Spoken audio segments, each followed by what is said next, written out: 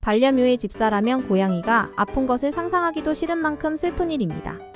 그런데 반려묘는 아플 때 아프다고 말할 수 없기 때문에 집사의 입장에서 너무나도 답답한데요. 그래서 반려묘의 행동을 잘 살펴보고 평소와 다른 점을 빠르게 인식하여야 합니다. 고양이가 아플 때 어떤 행동을 보이는지 모르신다고요? 이 영상을 끝까지 보신다면 고양이가 아플 때 보이는 행동 7가지를 알게 되실 겁니다. 첫 번째, 배변 실수. 고양이는 강아지와 달리 배변 실수를 흔하게 하지 않습니다. 만약 고양이가 화장실이 아닌 다른 공간에 배변을 한다면 건강 문제가 있는 건 아닌지 확인하여야 하는데요. 건강 문제의 대부분은 변비입니다.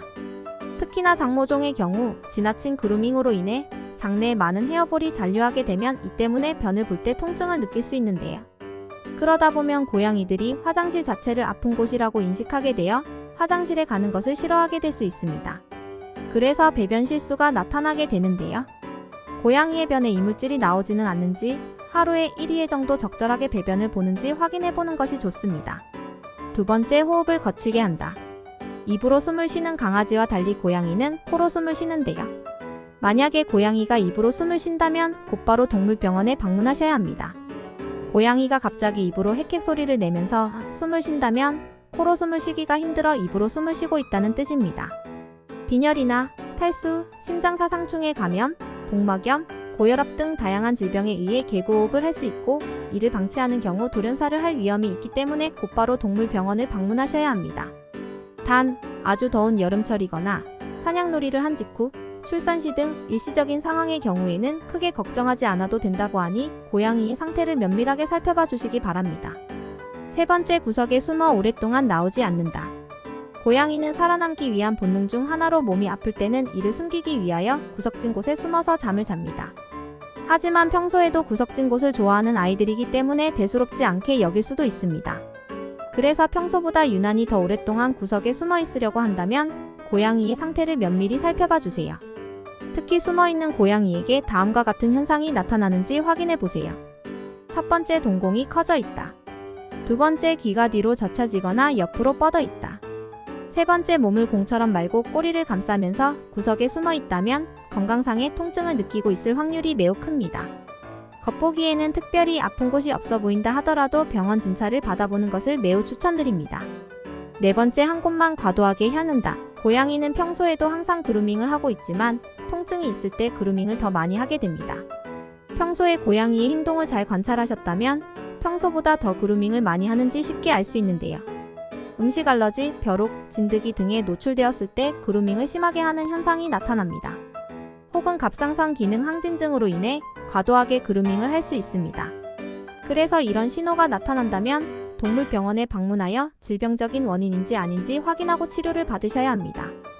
다섯 번째, 배가 빵빵하다. 고양이의 배가 빵빵하게 뚱뚱해졌다면 추루를 많이 먹여 살이 쪘다거나 아니면 통실통실한 배가 너무 귀엽다고 느낄 수도 있습니다. 하지만 이는 복부 내에 많은 양의 체액이 쌓이는 복막염을 의심해 볼 수 있습니다.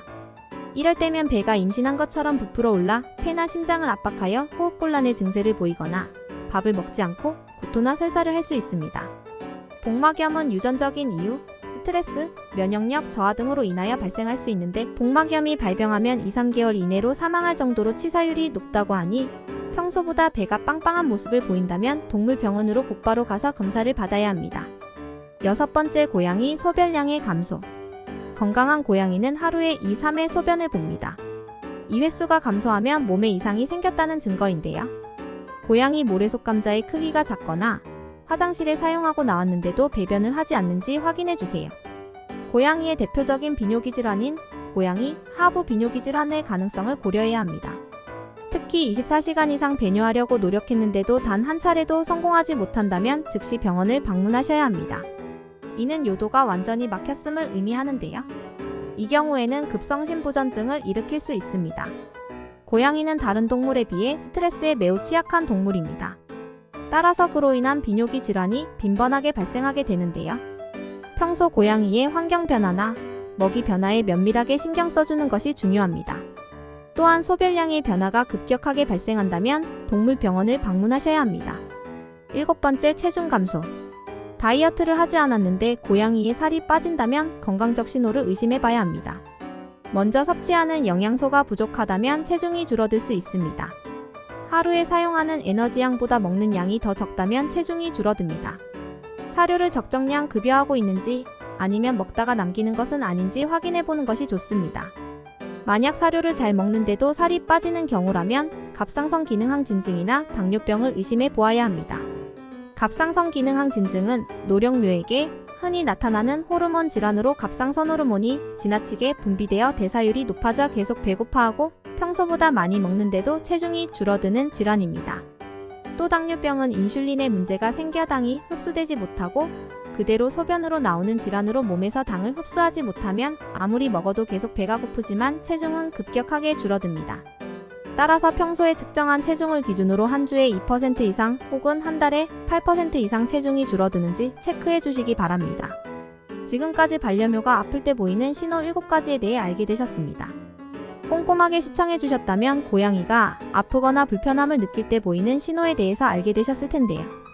고양이는 우리의 소중한 가족인 만큼 고양이가 아플 때의 신호를 잘 알아차려 제때 조치를 취해주는 것이 고양이의 건강을 챙길 수 있는 최고의 방법입니다. 또 무엇보다 고양이에게 적절한 식이요법과 정기적인 건강검진이 수반된다면 고양이의 건강을 지키는 데 큰 도움을 줄 것입니다. 고양이가 아플 때 치료와 관리를 통해 빠르게 회복하여 건강하게 살아갈 수 있도록 항상 고양이에게 관심과 사랑을 주시기 바랍니다. 오늘도 사랑스러운 고양이와 함께 행복한 시간 되셨으면 좋겠습니다. 다음에도 더 좋은 반려동물 정보로 찾아오겠습니다. 도움이 되셨다면 구독과 좋아요 부탁드립니다. 감사합니다.